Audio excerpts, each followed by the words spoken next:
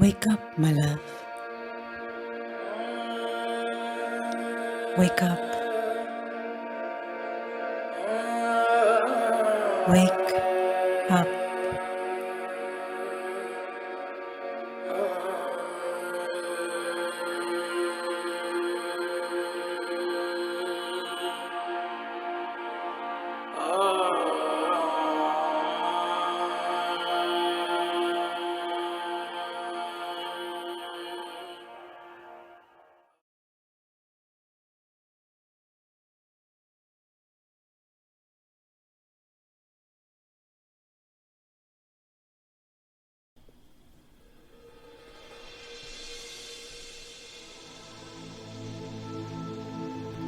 The experience of individuality is a dream, an illusion, but it is not a mistake. You are one of the infinite ways in which the Absolute chose to know and love itself. The world is unreal, or the world is illusion, does not mean it does not exist. It means it is not what it appears to be. It is not this solid, objective, and separate thing, but all is consciousness, and it is beautiful in all its dance, both as unmanifested and as manifested. Thus, fixating in dismissing the world as separate and inexistent is just as deluded as fixating in pursuing it as separate and greater than you. There are so many spiritual masters who guide people back to the realization of the self, and they are precious and so needed indeed.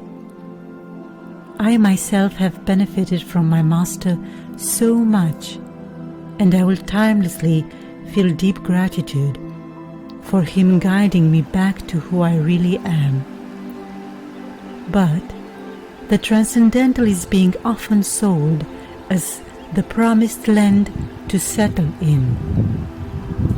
This is why so many get fixated on that and do not allow themselves to go all the way and complete the circle by integrating the realization of their true identity in the worldly play of the human expression.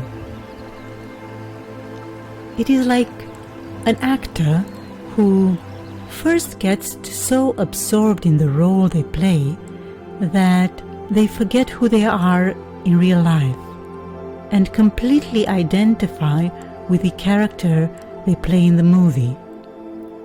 This is the state of the majority of people, of billions of human beings who are asleep to who they are. Afterwards, that actor comes back to his senses and remembers who they are in real life, realizing that they have been just an actor playing a role all along. Imagine that after the actor realizes that they are not the character they were playing, they start seeing the role and the movie itself as a mistake. And although they are still wearing that costume, and although they are still on the set, they dismiss everything as unreal and refuse to keep playing, acting as if the movie and their role in the movie was the problem, and not their forgetfulness of who they are in the real life. This is what most of the spiritual people who awoke to who they are do.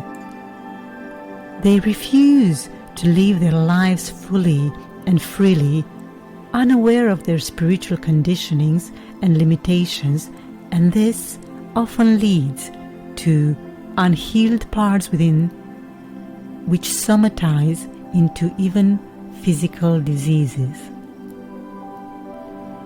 Going back to the actor analogy,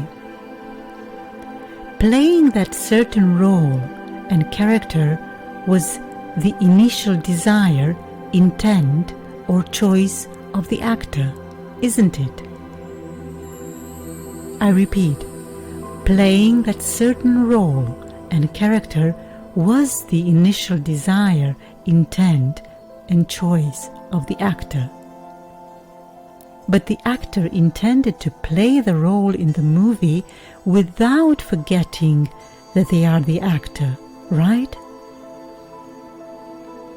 And the proof of that is that in the moment of awakening, the actor finds themselves on the set and they are wearing the costume.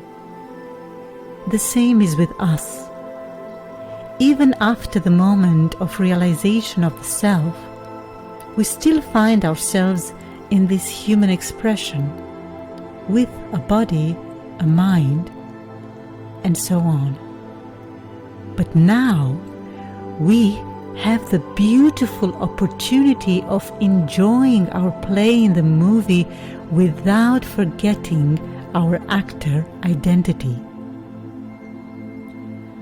For that, we need to know, well, both our actor identity and the character that we are supposed to play, right?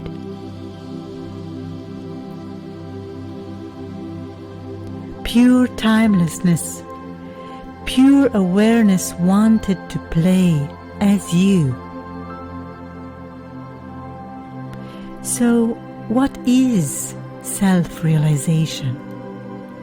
What is enlightenment? Well, it is the remembrance of one's true identity as the self, meaning the pure and timeless awareness which alone is, in which everything is born and which is aware of it all. Enlightenment, it is simply remembering who you are before the appearance of your body, mental activity, and the constructed personality. Many people say they are a soul, or spirit, or divine intelligence. Many people say they are consciousness or that they are not their body. But at the base of their statement, there is only conceptual conviction. They heard these ideas somewhere. They resonated with them and then they collected them as their own, investing belief and conviction in these. But enlightenment or self-realization is an intimate inward process which is not conditioned by conceptual understanding. It is just like awakening from a dream and coming back to one's senses. This is why it is so often called awakening. On the spiritual path of self-realization, in many different disciplines aimed towards enlightenment, there are certain steps which need to be taken in order to withdraw one's attention from the outer and have it rest back in the I Am. Thus, one often needs to dismiss all the things they use to identify themselves with, such as the body, the mental activity, their name, everything they learned about themselves, the world they perceive through their senses and thus have always believed to be real, and so on. Doing all these is essential in order to see the world in its actual unreality, and in order to withdraw attention from the transient and let it rest back to its source, thus becoming aware once more of the pure consciousness that we are before any of its projections. But while this is an essential step in the process of realization, too many fixate on it and use it as a permanent recipe of being, they get stuck in the transcendental, so to say, and, bashing their individual expression, labeling it as ego, and constantly dismissing the world as unreal, they deny themselves the possibility of living the perfect self-expression. True freedom is when you realize that water, in this case the Absolute, snow, in this case pure presence or individual consciousness, and ice, in this case ego, individual personality, are one, and you acknowledge, love, and enjoy them all as such. No, I am not inviting you to recreate a self-image constructed on borrowed ideas about yourself and to identify yourself with them. Absolutely not, because that would be indeed choosing bondage once more. And after one has already seen through the unreality of it all, and when they woke up to their true self, doing such thing would not only be stupid, but in my experience also impossible. You cannot unsee what you have seen.